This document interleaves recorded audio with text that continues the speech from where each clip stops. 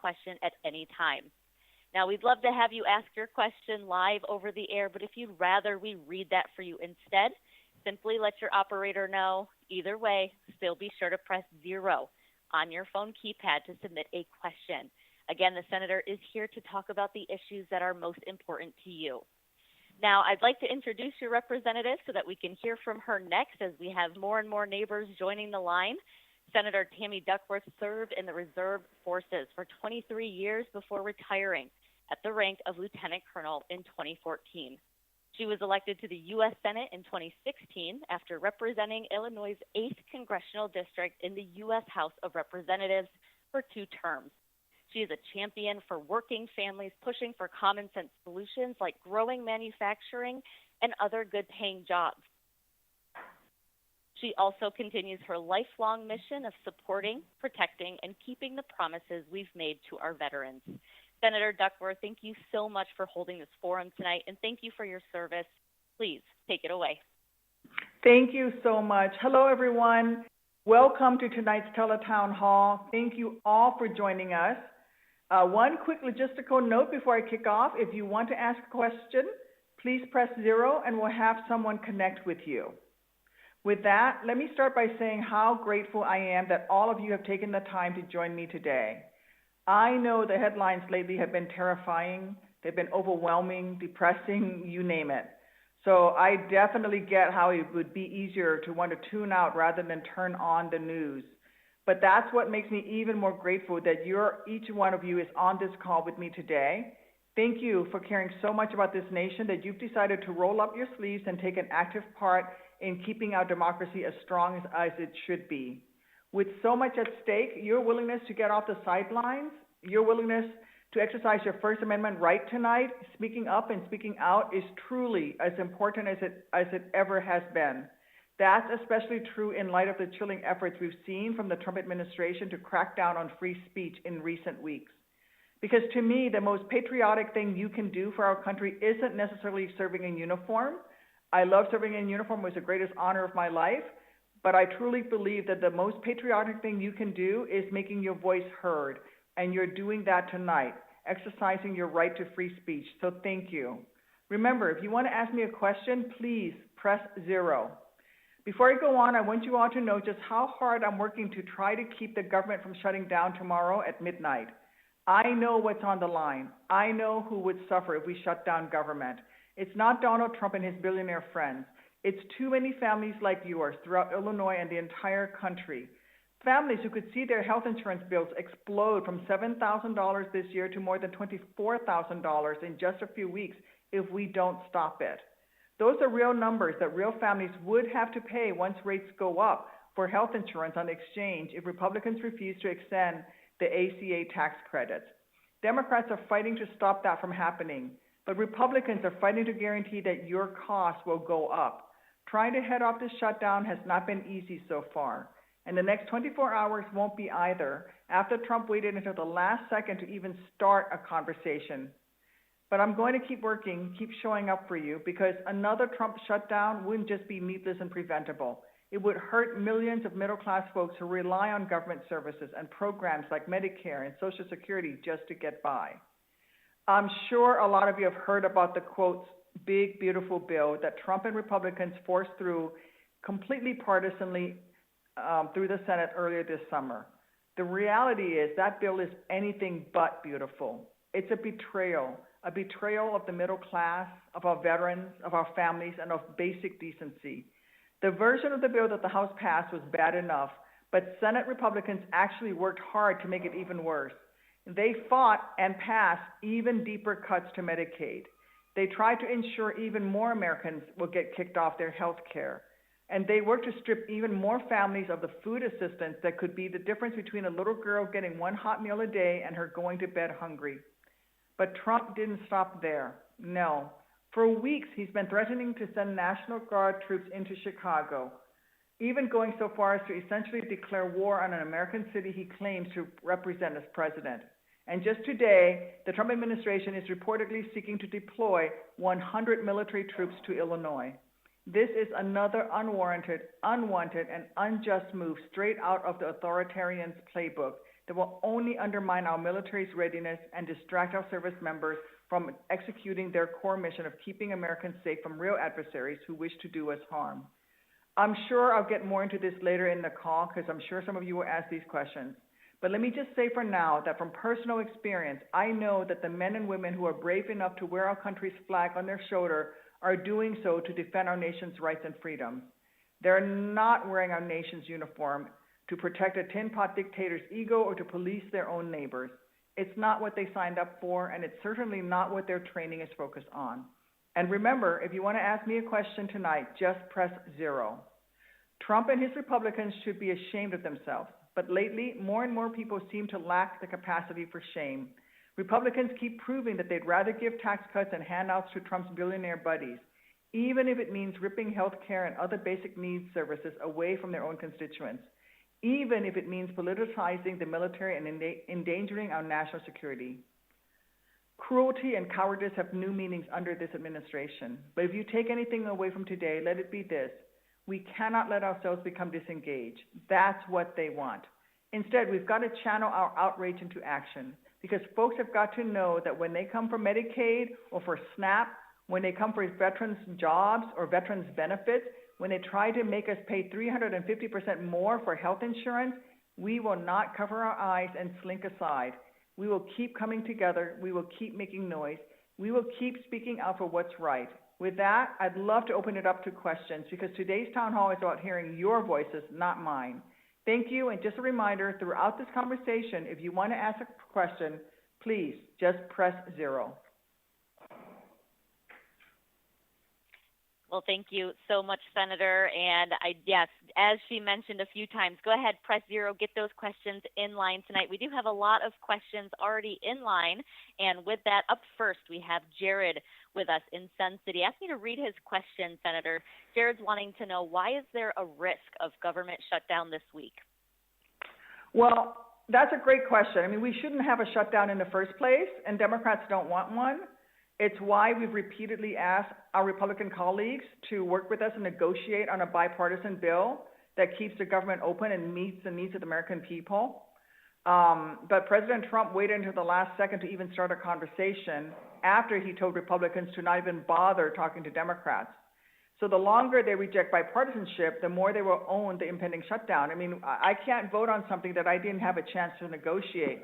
Some of the things that I want is in the bill that I would vote for would be to return and protect the tax credits under the Affordable Care Act. Right now, a family paying $7,000 a year for insurance, that's just a couple, a married couple, will now see their premiums jump to more than $24,000 in just a matter of weeks if we don't stop it. I want to stop that increase in the Affordable Care Act premiums. Millions are set to be kicked off their coverage completely as a direct result of what's in Trump's policies. So that's why Democrats are working to keep the government open while we prevent health care crisis that Trump and Republicans create in the big, ugly betrayal of a bill. Right now, Republicans control the House, the Senate, and the White House. And if they wanted to stop costs from skyrocketing while keeping the government open, they could do that. But they are forcing a shutdown because they refuse to fund Medicaid again. They're refusing to renew the tax credits for middle-class families that are buying insurance on the exchange. So that's what the fight is really about. We're fighting to stop costs from skyrocketing, and Trump and Republicans are threatening to shut the government down in order to keep a cost going up.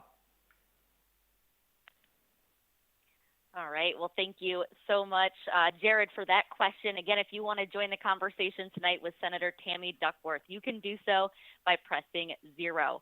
Up next here, we have Berthan in Chicago, again, wanting me to read their question. They're asking, how can we have an imbecile and convict as president of the United States, and how long will we have to function with him? Is there any recourse to get him out? Well, he's president because Americans voted for him, and he won the last election. And now he's going to ensure that he stays in power, and my Republican colleagues in Congress are going to help him. And they're doing this by changing and redrawing district boundaries for congressional districts around the country. They are normalizing the use of military troops on our city streets, and you know, they're going to continue their illegal power grabs at the expense of the middle class and our national security. And I'm going to do everything I can as a United States Senator to push back. But look, elections have consequences, and voters empowered Republicans with control of the White House, with control of the Senate, with control of the House of Representatives. So we need to hold them accountable. But our power on the Democratic side is limited against a president who's willing to break the law, and a Republican Party that is unwilling to stand up to him and assert Congress's role. So the reason that Donald Trump is getting to do everything he's doing is because the Republican-controlled Senate and the Republican-controlled House is letting him do all of this. But you know what? I'm not going to give up. Democrats' power might be limited, but we're not powerless. And you're seeing that right now with the current fight to prevent another Trump shutdown.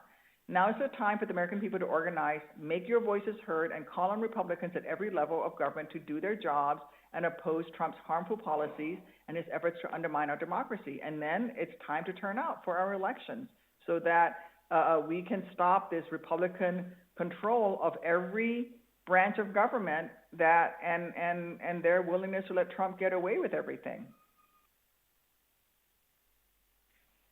All right. Well, again, Berthan, thank you for that question. Let's move right along here. Another question we have from Janet on the west side of Chicago. Janet, thank you so much for joining our forum. You're live. Go ahead. Yes, thank you so much for allowing me to speak. And my question is, I am a retired Chicago police officer that I would normally receive my Social Security check on the previous Wednesday that just passed. I did not get it, and I'm wondering, will I receive it because of the government shutdown?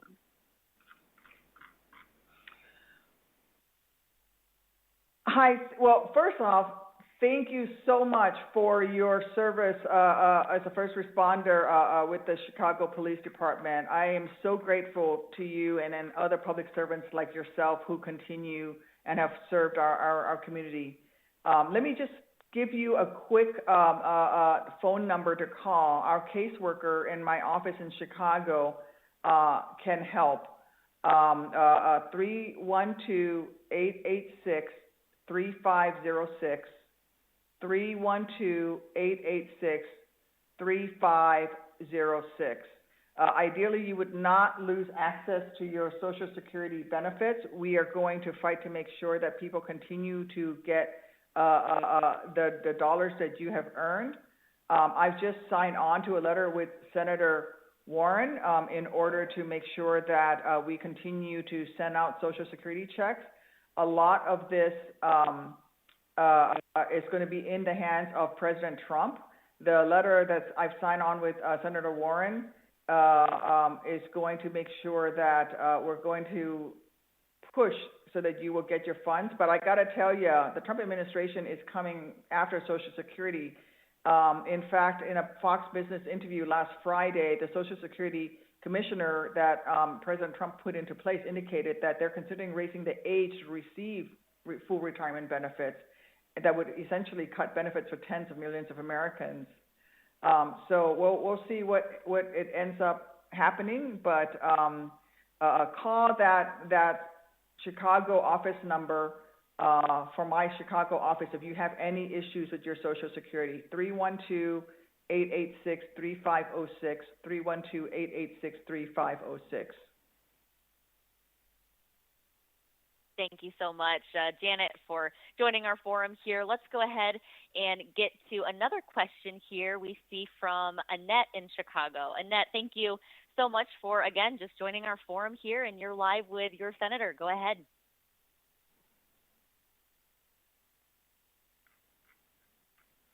Hey, Annette in Chicago, you're live. Go ahead. Hi, Annette.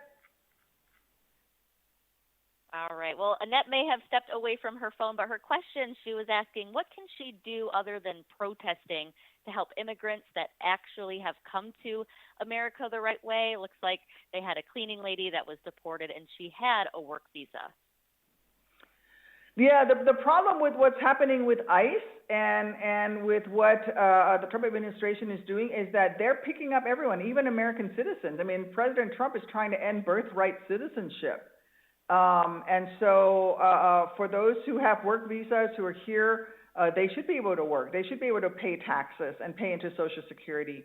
I fully believe that people should be able to pay their fair share of taxes, and we need to ensure that people who came here the right way are not punished. But the problem with what the ICE raids are doing is that they're picking up anybody. And Trump administration is empowering ICE agents to do that. I don't know if some of you may have seen your ICE agents walking down the streets of Chicago, fully masked up, carrying long rifles and trying to scare Americans. That's simply not acceptable. I mean, it's tactics of a wannabe dictator. You know, this is what you're doing is what you should be doing, Annette, which is participating in our democracy, speaking up. I do think the protests are helping. There'll be a second No Kings rally. You should participate in that. I do think that what we do is we are protesting. We need to be peaceful in our demonstrations. We need to be peaceful when we call for an immigration system that is practical, humane, and fair. Those who come here illegally, you know, should pay fines, fees, and penalties, but still be able to find a way to become legal. On the other hand, if you are a criminal and you've broken the laws of this country, if you're a convicted felon, you need to be deported. I don't think anybody is against deporting violent criminals, but on the other hand, the Trump administration picked up the tamale lady. They chased after and picked up the lady who was selling tamales, who's, you know, a single mom trying to take care of her 3 kids. One of them is a child with a disability. That's not humane. And in the case of your cleaning lady, you know, she's got a work visa. She should not be afraid to be able to go to work. But a lot of people are afraid because Trump's ICE patrols are picking up random people, including U.S. citizens and military veterans. And that's simply not acceptable. And I'm going to be fighting them every step of the way. Absolutely. Well, thank you so much, Senator. And another question we have here from Jillian. She's asking, why isn't the government doing more to reduce the cost of living? Well, because President Trump is choosing to drive up the cost of living. I think that there are quite a few things that we can do. I mean, this government shutdown is going to be about the Republicans' policies and the Trump policies that are going to result in the cost of your health care skyrocketing by over 300%. I mean, a couple that was paying $7,000 in health insurance premiums next year are going to find themselves. And this is, by the way, this is from the Kaiser Family Foundation, these numbers, and they looked at where it's going to happen in the next couple of weeks, that if they don't reinstate the tax credits, we're going to see the cost of health insurance go from $7,000 a year for a family of 2, a husband and wife, who makes under $90,000 a year. You're going to see it go up to $24,000 a year. And that's just a couple, and that's not even counting the families with kids. You're seeing the cost of food go up because of the Trump tariffs. You're seeing, I went to get my car repaired, and because of the Trump tariffs, the parts for my car to get repaired went from $300 to $700. This is a result of the big ugly bill and the tariffs. In order to fund tax cuts for the very rich, they are driving up prices for the middle class in this country, and that's simply not acceptable. Well, speaking of the big ugly bill and those tariffs, we do have another question here from Kendall in Chicago. Wanted to address that. So, Kendall, you're live with us. Go ahead. Hi. I'm calling because I want to know all these tariffs that are being collected, where are they going to? Yeah, so the tariffs that are being collected from you and from me, right? they're not. President Trump said that, you know, it's the Chinese factories in China are going to pay the tariffs. They're not. You and I are paying the tariffs. When we go to the grocery store and our prices are higher, like I said, when I try to get my tire pressure sensor replaced, and it ended up, you know, on my mom. I call it my mom-mobile, by the way. It's my 2014 minivan I drive my kids around in. The tire pressure monitor went out, and I needed to get that replaced. And it was supposed to be a $200 part. It became a $700 part because of the Trump tariffs. All this money is going to support funding the tax cuts for the top less than 1% of this country. You have to understand that Elon Musk is going to get a $340,000 tax refund. You and I aren't going to get that. That's where the tariffs are going. Trump loves to make big announcements about how successful he is, but once you cut through the noise, you understand that his so-called deals are not even close to what he promised they would be. His tariffs are so chaotic that he's driving up costs. Supply chains are being disrupted, and it's leaving middle-class families and small businesses paying the price, and he's not bringing any jobs back to America. So you and I are paying these tariffs, so the tariffs are funding tax cuts for the ultra-rich and for corporations that pay zero taxes. You and I pay taxes, but these large corporations and pharmaceuticals don't pay any taxes at all, and that's what the Big Beautiful Bill did. It's funding tax cuts for the ultra-rich on the backs of middle-class families, partially through these tariffs, partially through cutting Medicaid, partially through cutting SNAP. Well, Kendall, again, thank you for joining our forum here. And we do want to get to another question that we see up next. Michael with us in Chicago. Michael, thank you so much. You are live. What's on your mind?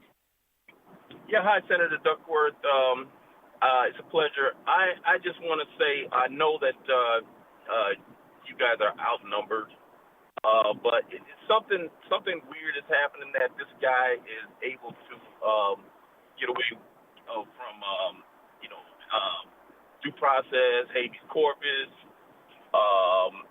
He's doing this posse comitatus thing. He's doing all kinds of stuff that aren't in the. He shouldn't have these type of powers. Is there anything on the books where you can reel back this guy's power in some way, even though you have these MAGA Republicans take it over? Michael, thank you so much for your question. So right now, the only course, there's two places. One, we're resisting and slowing them down as much as possible here in the Senate, but the big fight is in the courts. And the people leading that fight are our attorneys general right now. The problem we have in the Senate is that the Republicans have the majority in the Senate and have the majority in Congress, in the House of Representatives. And those folks are letting Trump do whatever he wants. Those folks are also the ones who are confirming, with no Democratic support, people who are rubber stamps for Trump, right? They confirm Hegseth, who agreed to send troops and violate habeas corpus into our city streets. They confirm our Kristi Noem, the Secretary for Homeland Security, who's sending ICE into our city streets. They're confirming federal judges that are saying things like, oh, it's okay to pick up people on the streets just because they look, Latino, that you can or they look black, that they can racial profile. That was a decision that the Supreme Court supported. So the main courts where we're fighting back right now are in the court system, where we have had actually a lot of victories. And it's, it's folks like Kwame Raoul, our Attorney General, who is leading that effort. In the meantime, here in the Senate, we're trying to do everything we can to slow them down while those cases move forward, and try to get to November of next year when we have the next election, so that we can actually perhaps win back at least one of the chambers and push back and try to stop them. If we can win back the House, if we can win back the Senate, that will restore the checks and balances that, is in the Constitution that should happen, but Republicans are unwilling to provide those checks and balances right now. Michael, thank you so much for joining here. We have another question from Jennifer up next. Jennifer, you're live with us. Go ahead. Hello, Senator Duckworth. First of all, thank you for your service to our country. I'm just wondering, with the alarming fascist regime that we have going on, what we can do as average people to prevent the invasion of our city and restore our democracy back to our big ideas of the Constitution. Thank you. Thank you, Jennifer. This is where I need your help. We have to push back, and we have to make it clear that Americans are not okay with these illegal power grabs, that we are not okay with a president of the United States who is trying to turn America into a fascist regime. And we can do that through peaceful protests. I want you to remind everyone that, for example, when Trump sends military troops into our cities, into Chicago, we should be protesting that, but we need to do it peacefully, and we should not be taking it out on our troops, because our troops don't have the option to not go. But we need to make sure that we make it clear that we do not welcome the military occupation of Chicago. You should be reaching out to friends and family members all around the country. Having you talk to me is really important, but if you have friends and family members in Indiana, urge them to reach out. And if you have colleagues who work in Chicago but live in Indiana, you should have them reach out to their senators in Indiana and tell them how dissatisfied they are that when they go to work in Chicago, there are ICE agents with guns on the streets of Chicago, that this is not acceptable, that you don't support fascism, and hold them accountable. And so this is really where we need the people to speak up through social media, to speak up through your personal networks. And if you are able to come out and to some of the rallies, the No Kings rally, please do that. But speak truth to power. We need everyone to speak up. And the way you do that is to exercise your First Amendment rights. All right. Well, thank you, Jennifer, and thank you, Senator. Let's get to another question here. I see Azella with us in Chicago. Azella, go ahead. It looks like you had a question about Social Security. Go ahead.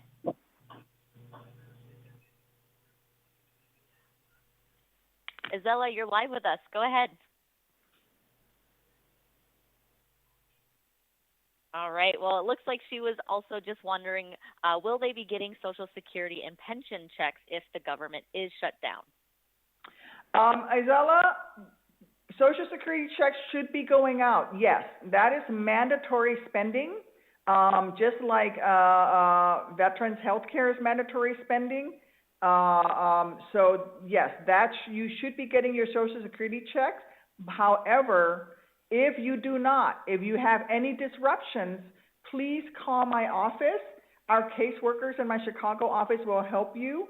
Even though my own staff will not be paid during the shutdown, they will be working because we serve, it's an honor to serve you. And so that phone number is 312-886-3506, 312-886-3506. So if during the shutdown, you have any issues with not getting your Social Security benefits or your veterans benefits, please contact my office, 312-886-3506. All right. Thanks for sharing that number again, Senator Duckworth. Let's go ahead and get to another question from Charlene in Chicago. Charlene, you're live with the Senator. What's on your mind? I'm just wondering what recourse Governor Pritzker has to demand that the troops leave the city? That's a very good question. So Governor Pritzker can refuse the activation of the Illinois National Guard, but as we saw in California, Trump sent in National Guards from other states. So in the case of Illinois, I think they are looking to send in National Guard from Texas. So these are Republican governors who are agreeing to send their National Guard troops into our state, and they can only be at federal locations. And so Trump is playing a game here, right? And you know what's ironic?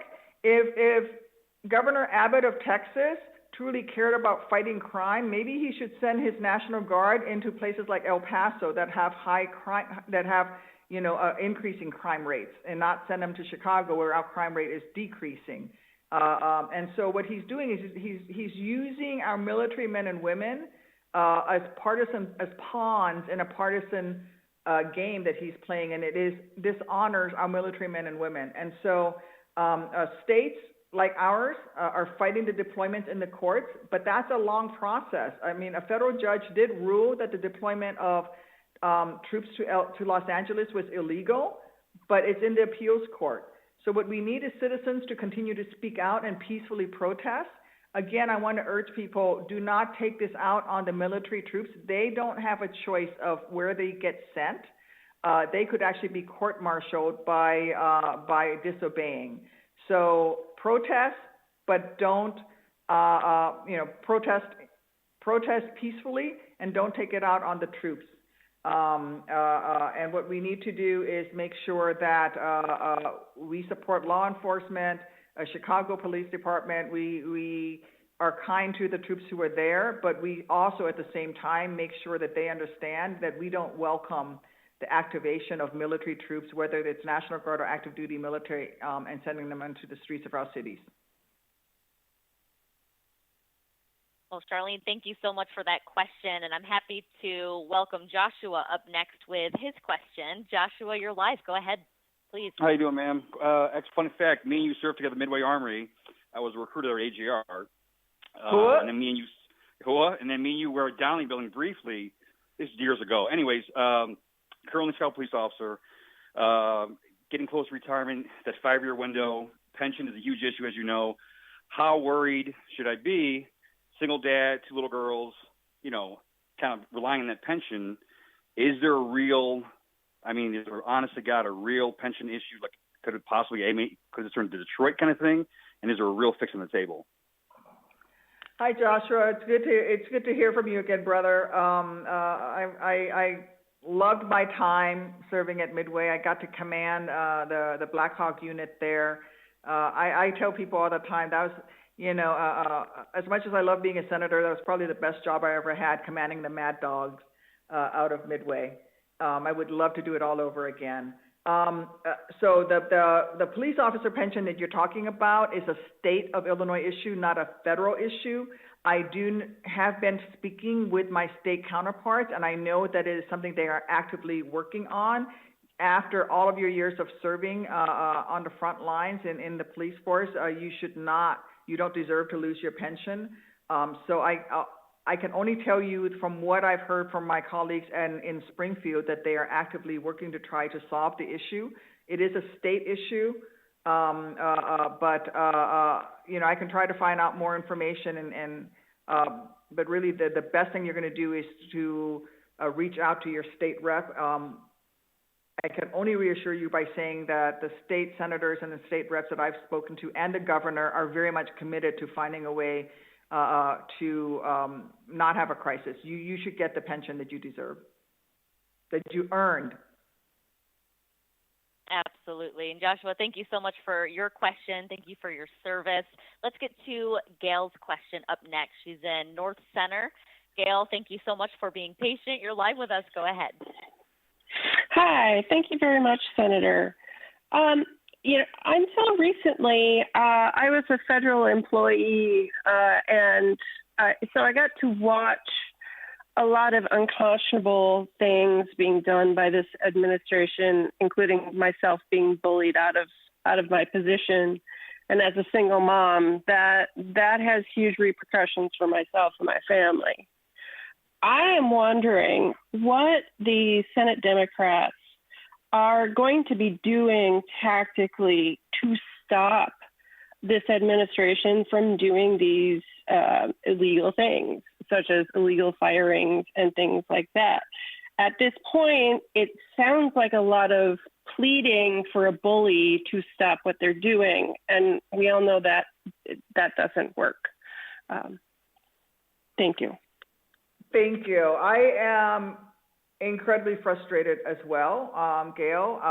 Thank you for serving in federal service. I hope that maybe after this administration, you'll consider returning to federal service, and public service is a proud and honorable tradition. We have amazing people who serve this country in the federal service. Unfortunately, there is no secret procedural maneuver. There's no esoteric parliamentary rule or other magic wand that exists for congressional Democrats to use to stop President Trump's increasingly authoritarian and fascist action from coast to coast. Not as long as Republicans are enabling him. They are co-collaborators, they are co-conspirators in this. So it's not just Trump, it's the fact that he's getting away with this because Republicans who are in charge in both the House and the Senate are letting him get away with it. As previous Democratic House majorities have proved, we're not afraid to impeach Donald Trump, but we have the power to do it. But right now, we don't have the power to do it. So we're doing the only thing that we can right now, which is slowing down the process. But also, that's why we are potentially going to get to a point where he's going to shut down government, because we're not going to vote for a bill that continues to take dollars that were appropriated in a bipartisan way for things like SNAP and Medicaid and tax credits for health insurance and give it to the Elon Musk of the world. And so that is what this fight is that even though our power might be limited, we're not powerless. And you're seeing that with the current fight to prevent another Trump shutdown. Now is the time for the American people to organize, make their voices heard, and call on Republicans at every level of government to do their jobs and oppose his harmful policies and his efforts to undermine our democracy. And then we need folks to turn out and vote in November so that we can have a majority, at least in the House or Senate, so that we can return the checks and balances, put them back into practice. Elections have consequences, and right now, voters empowered Republicans with control, and you see where we are. So if government gets shut down, you're going to know why. It's going to be because Democrats are fighting to try to prevent the shutdown, and because Democrats are trying to restore some of the checks and balances. And Donald Trump will be so desperate that he will shut down government. Thank you, Senator. Thank you, Gail. We have another question here from Henry, who's asking, what are you doing to protect the VA and veterans' access to medical care in the wake of Trump's firings and these funding cuts? Well, the key thing that we were able to do before this happened was during the Obama administration, when I was in the Department of Veterans Affairs serving there as an assistant secretary, one of the things that we were able to pass in Congress was mandatory funding of the veterans' health care budget. So the VA is on a 2-year budget, which is why Trump has not been able to cut that funding. And we are fighting to restore the employees. Originally he wanted to fire 80,000 employees, and we've been fighting him, and he's abandoned that plan. Now he still wants to fire 30,000, but we are going to continue to push back on that. I was able to get several veterans who were fired by Trump, by actually Elon Musk. I was able to get them their jobs back, veterans, some of whom were working on the Veterans Crisis Hotline. We are also, some of the things that we can do is actually bipartisan. I'm talking with some of my Republican colleagues about trying to find ways to make sure that veterans can access their benefits through not forcing veterans to provide service-connected evidence.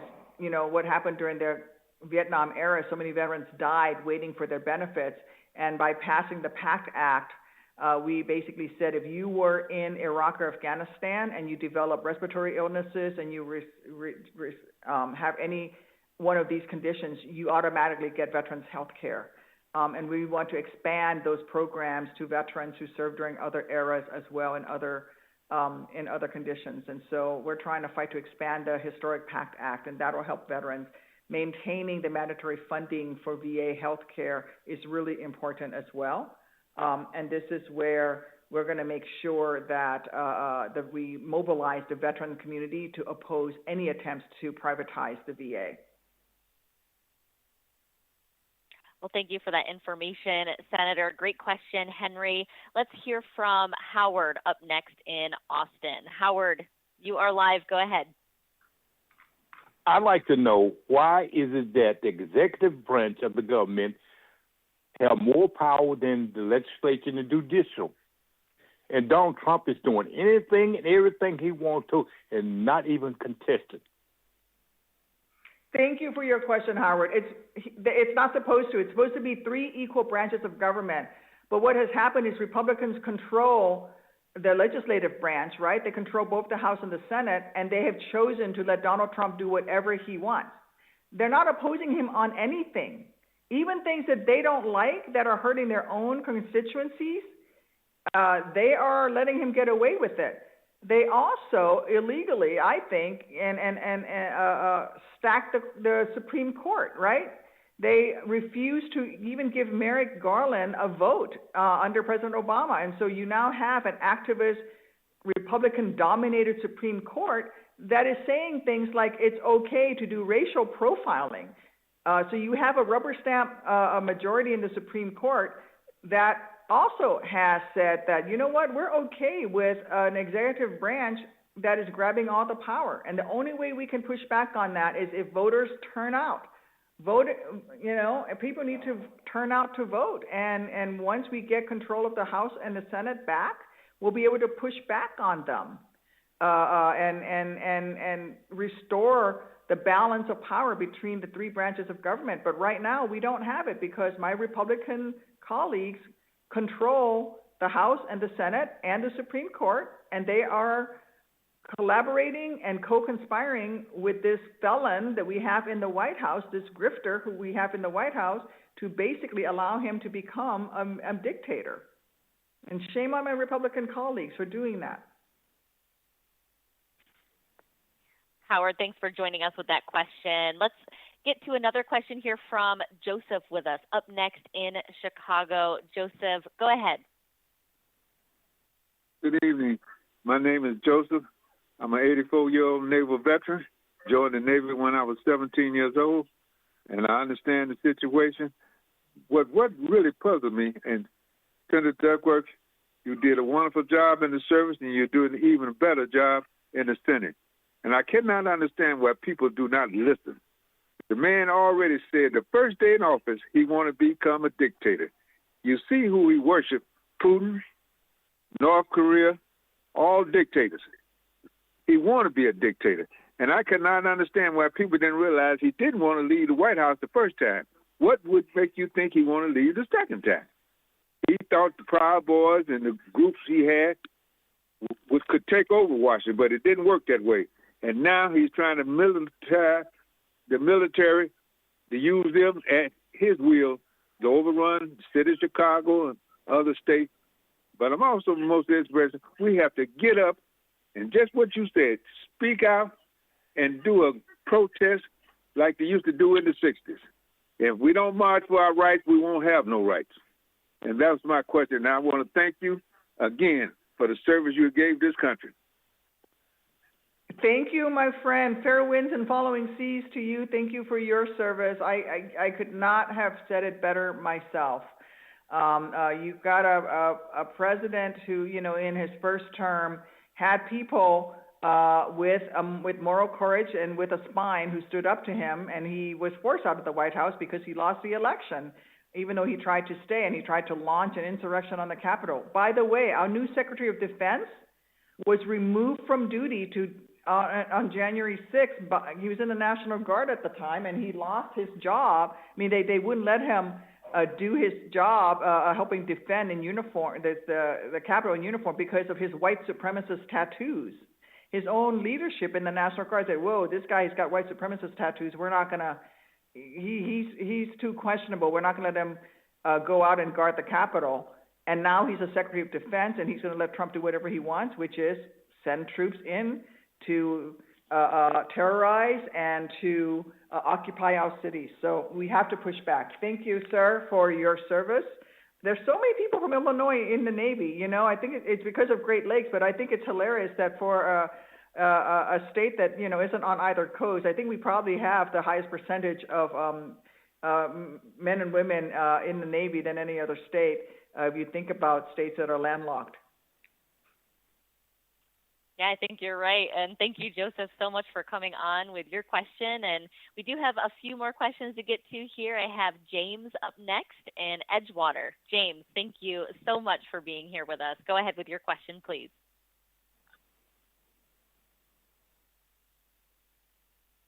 Hey, James in Edgewater, we have you live on the line. Go ahead with your question.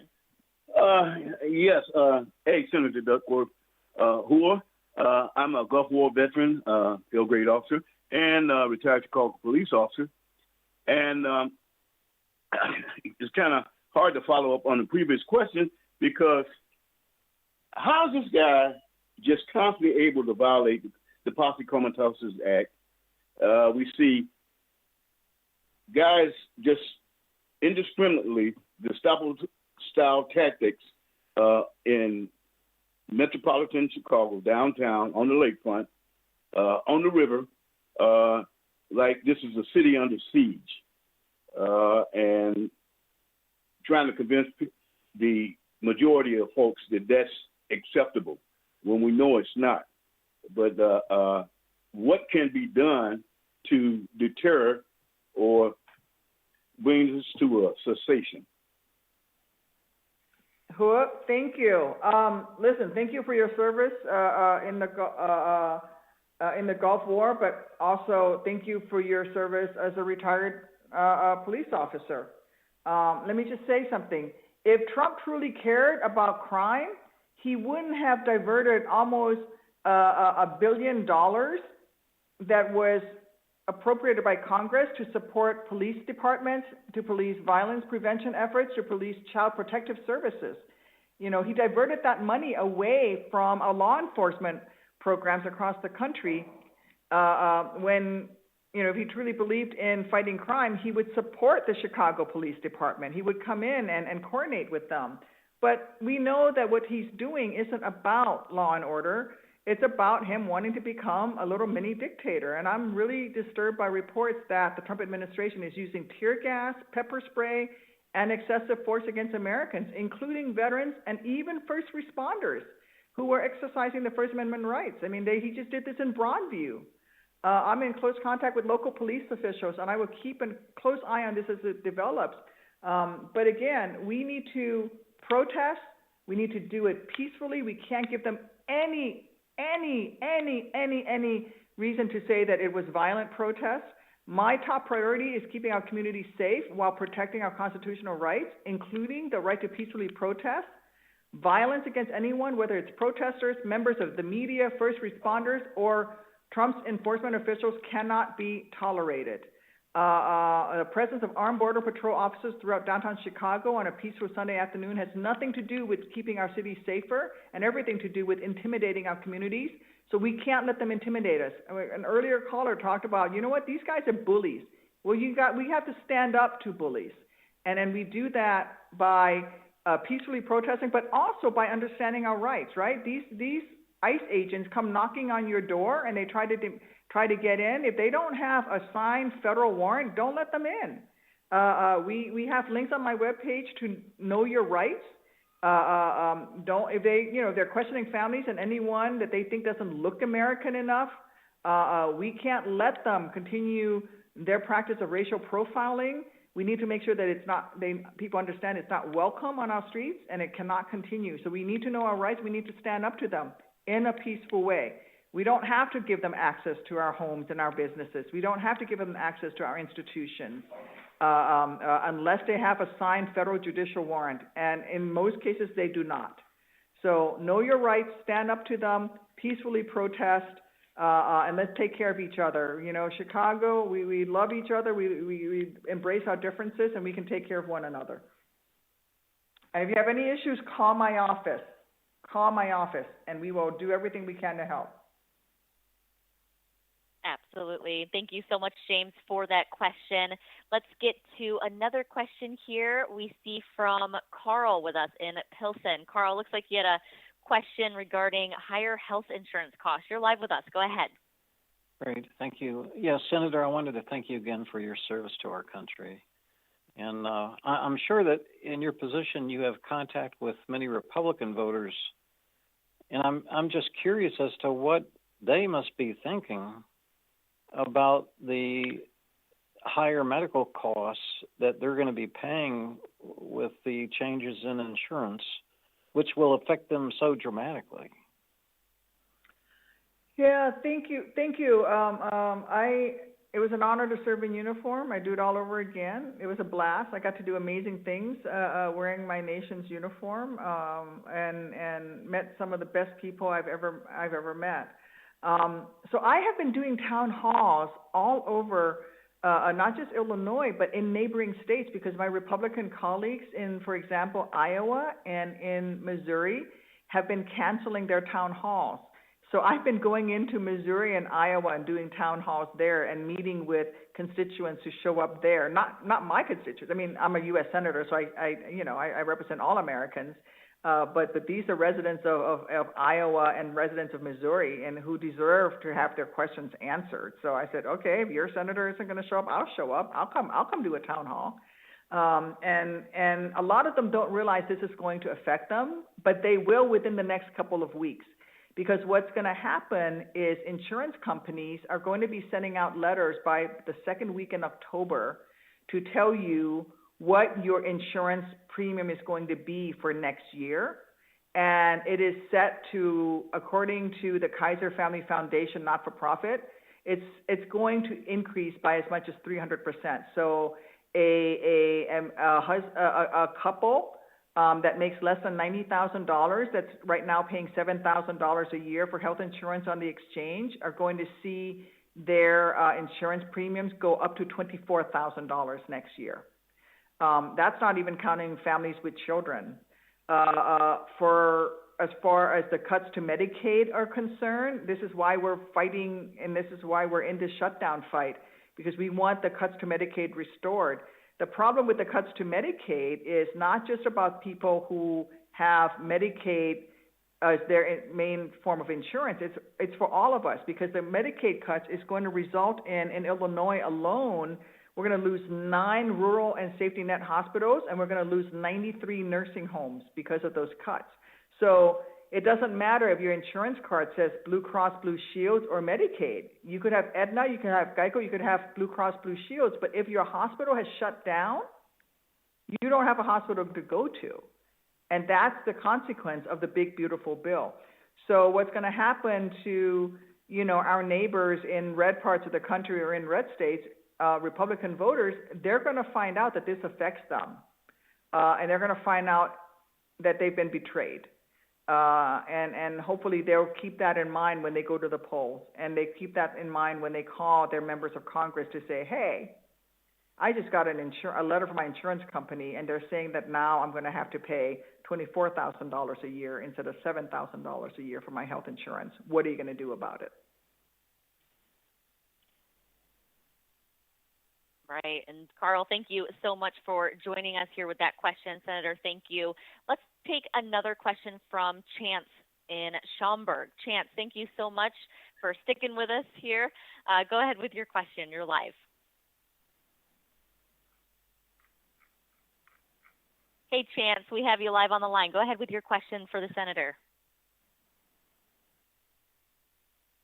All right, again, maybe they just walked away. Their question was, it feels like it has been priced out of buying a home. They have been priced out of buying a home. What can be done for people in the younger age bracket to get ahead with the higher prices?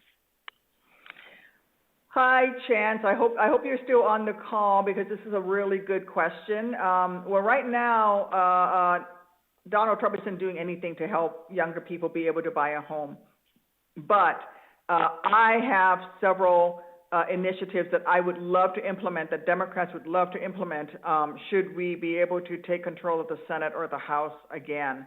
There are several things that we should be doing. One, there's a housing shortage in this country, not just for low-income housing, but for middle-class housing, starter homes, the homes that young people can get in as their first home to start building equity for their families. We should be promoting and having tax credits for first home buyers.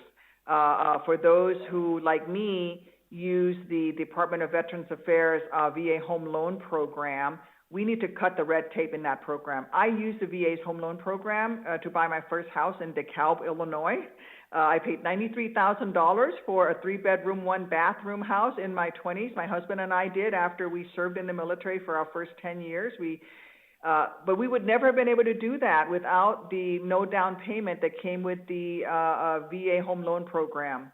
We couldn't do that today because the VA home loan program is so bureaucratically bound up in red tape that it's almost impossible to use. And so I would cut through the red tape and make it a lot easier to use that program for those who are veterans. I would also support programs that would provide tax credits and support for young folks who want to buy their first home. We need to do that. Why would we want to do that? It's not about charity. It's not about handouts. It's about wealth building and supporting our economy. When people can buy their first homes, they can start building equity, and that is better for our economic well-being as a nation. We become a stronger nation when people can start buying their homes. And then we also need to support building more homes that are affordable. All around my neighborhood, I saw that you're in Schaumburg. I lived in Hoffman Estates. I watched the houses around me. You know, my 3-bedroom, 2-bathroom house gets surrounded by McMansions. You know, my house was in Hoffman Estates was I think 1,300 square feet when I bought my house there. But the houses around me were 6,000 square feet, 5,000 square feet. We need to stop building mega mansions for the ultra rich and start building more houses for the middle class. And I would support programs that would promote that. Well, thank you. Yes, that's a really great question, Chance, and hopefully you were able to hear that. But for now, thank you, everyone, for all of these great questions. That is officially all the time we do have tonight, and I'd like to ask you, Senator, if you had any final remarks before we do wrap up tonight. I just want to thank everybody for being on this call. This is exactly what we should be doing to fight back, is speaking to those who represent you. Thank you for speaking to me, letting me know what your biggest concerns are. They're the same as mine, but it allows me to go out and on the floor of the Senate and say, I'm hearing from my constituents. They don't want you to cut their health insurance. They don't want you to make health insurance more expensive. They don't want you to support putting military on our streets. They don't want you to cut their pensions. What people want is affordable housing, ability to buy their first homes. They want to be able to walk down the streets of Chicago without being harassed by ICE. And so thank you for being on this call today, for exercising your First Amendment rights. I'm going to give that Chicago office phone number again. My office in Chicago. If you have any issues with the federal government, please reach out to us. We can help you with casework, with Social Security, with your veterans benefits, with immigration issues. That phone number is 312-886-3506, 312-886-3506. Thank you so much, everyone, for being on this call. I am grateful to you.